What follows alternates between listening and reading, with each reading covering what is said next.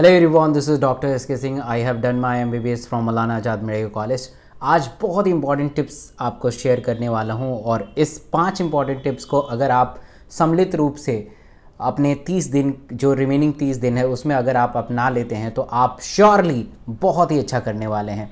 5 important tips जो आपकी ज़िंदगी को बदल सकती है, आपके मार्क्स को बहुत ज़्यादा इम्प्रूव भी कर सकती है।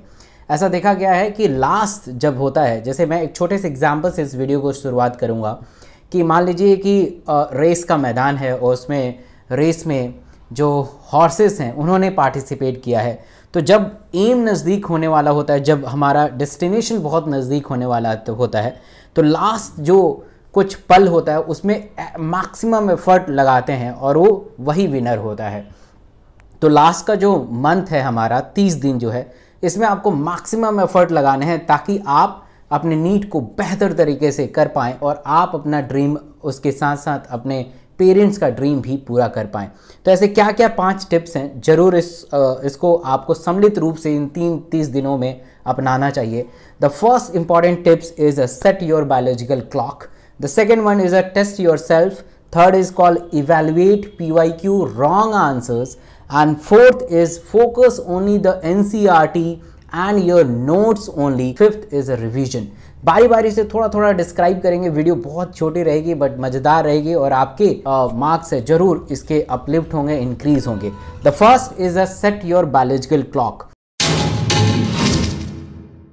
देखिए, ऐसा कहा जाता है रिसर्च में कि अगर आपको अपने एक बायोलॉजिकल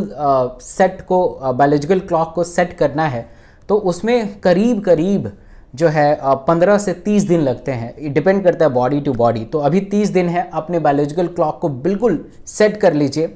बायोलॉजिकल क्लॉक का मतलब ये होता है कि आपको दिन में एक्टिव रहना है, क्योंकि आपका नीट का एग्ज़ाम जो 12 सितंबर को होने वाला है वो दिन में है, 2 से 5 में है। तो 2 से 5 में अपने बायोलॉजिकल क्लॉक को सेट करिए, पूरे दिन में आप एक्टिव रहिए, तब आप अच्छा करेंगे।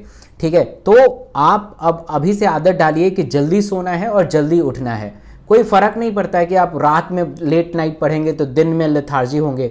तो कोई एक पल को आप प्रोडक्टिव बना सकते हैं, या रात को या दिन को, है ना। पूरे टाइम को प्रोडक्टिव नहीं बनाया जा सकता है। इसलिए अगर आपको प्रोडक्टिव बनाना है तो सिर्फ और सिर्फ आप दिन को प्रोडक्टिव बनाइए, क्योंकि दिन में एक्टिव रहना बहुत ज़रूरी है। तो जल्दी सो जाइए, 10, 11, 12 बजे तक सो जाइए और जल्दी उठिए, 4, 5, 6 बजे तक उठ जाइए। 6 घंटे का नींद लेना बहुत ज़रूरी है। एक गहरी नींद 6 घंटे की होनी बहुत ज़रूरी है। और याद रखिएगा, नींद को कंप्रोमाइज़ नहीं करना है। आप 5 घंटा, 4 घंटा, 3 घंटा सो के मैक्सिमम आउटपुट जनरेट कर पाएंगे इस ब्रेन से, ये पॉसिबल नहीं है। इसलिए आपको प्रॉपर नींद लेना बहुत ज़रूरी है। एंड सेकेंड इंपॉर्टेंट है, टेस्ट योर सेल्फ। अपने आप को टेस्ट करना बहुत ज़रूरी है। तो कैसे टेस्ट कर सकते हैं? 2 से 5 का अलार्म लगाइए, प्रीवियस ईयर के क्वेश्चंस को करना शुरू करिए, प्रॉपर OMR शीट पे लेके। जैसे ऑफलाइन पैटर्न होता है वैसे ऑफलाइन पैटर्न की तरह आप पेपर को करना स्टार्ट करिए। मॉक टेस्ट भी कर सकते हैं, बट उसकी रेलेवेंसी को आपको समझना पड़ेगा कि कितना रेलेवेंट वो मॉक टेस्ट है। बहुत बार ऐसा देखा गया है कि बच्चे तो मॉक टेस्ट अटैम्प्ट करते हैं, बट उनको क्या होता है कि जब वो इधर उधर के क्वेश्चन होते हैं उससे डेविएट हो जाते हैं, उनके मार्क्स कम आने लगते हैं और नेगेटिविटी स्टार्ट हो जाती है। तो प्लीज़ मेरा सजेशन ये है कि आप वैसे क्वेश्चंस को अवॉइड करें। Evaluate PYQ that wrong answer. जो आपने प्रीवियस ईयर के क्वेश्चन 2 से 5 किए हैं उसको इवैल्यूएट करना जरूरी है। जो आपने गलत किया है, क्यों गलत किया है, इसके पीछे क्या कारण है, कहाँ से टॉपिक लिया गया है। अगर मान लीजिए फिजिक्स का आपने गलत किया तो फिजिक्स का कहाँ से टॉपिक है, किस टाइप का टॉपिक है, कौन से चैप्टर से टॉपिक है। केमिस्ट्री में अगर आपने गलत किया है तो किस टाइप का है, और बायो में गलत किया है तो कहाँ से है। उसको एक सेपरेट नोटबुक बनाइए और उस पर पूरा लिख दीजिए। हो सकता है वो क्वेश्चन जो आपने गलत किया वो आउट ऑफ NCERT हो, तो इसी बहाने आपके नोट्स जो हैं आउट ऑफ NCERT का एक अच्छा सा इकट्ठा हो जाएगा और आप उसको रिवाइज करेंगे तो काफ़ी फ़ायदा मिलेगा। तो 12 साल का प्रीवियस ईयर का क्वेश्चन करना बहुत मैंडेटरी है नीट के लिए। एम्स का भी 12 साल का पेपर आपको करना चाहिए ही चाहिए। फोर्थ है, फोकस ओनली द NCERT।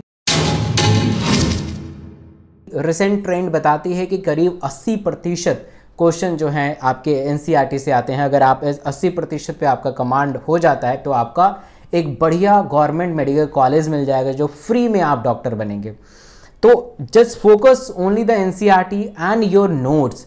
अब इस समय क्या होता है कि अगर किसी स्टूडेंट का अगर एमसीक्यू बहुत अच्छे से हो रहा है, ऑर्गेनिक केमिस्ट्री में वो अच्छा कर रहा है, फिजिक्स में अच्छा कर रहा है, तो आप उससे पूछते हैं कि यार फिजिक्स कहाँ से पढ़ते हो, मुझे भी बता दो, वो नोट्स दे दो, बुक दे दो।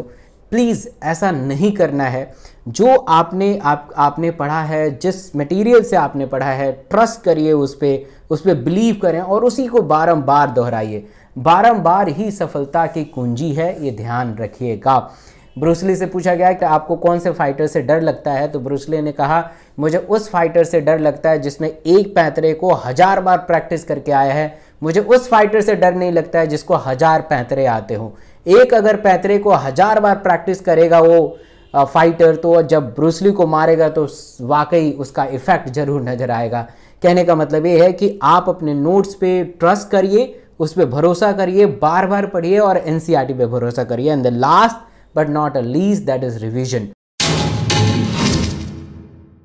रिवीजन ही सफलता की कुंजी है। अगर आपने रिवीजन नहीं किया तो आपका पढ़ना बेकार है। अगर मान लीजिए कि मैंने आज जो पढ़ा है कल मैं उसे दोहराऊंगा नहीं, तो आज जो मैंने पढ़ा है वो मेरा बेकार है।